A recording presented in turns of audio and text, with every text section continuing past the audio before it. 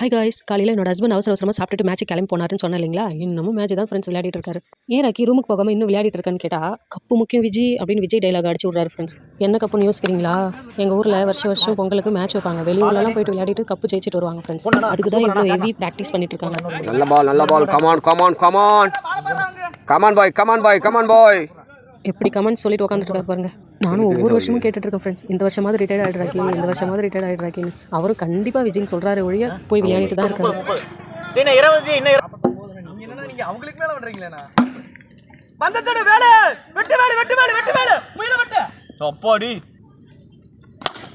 Super batting 4-4.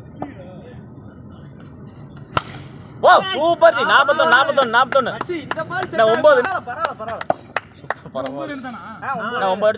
இந்த அண்ணாவோட name Vinodkumar. இந்த அண்ணா கூட சூப்பராக விளையாடுவாங்க ஃப்ரெண்ட்ஸ். என்னோட ஹஸ்பண்ட் எங்கள் அண்ணா எல்லாம் ஒரே டீம் மெம்பர்ஸ்.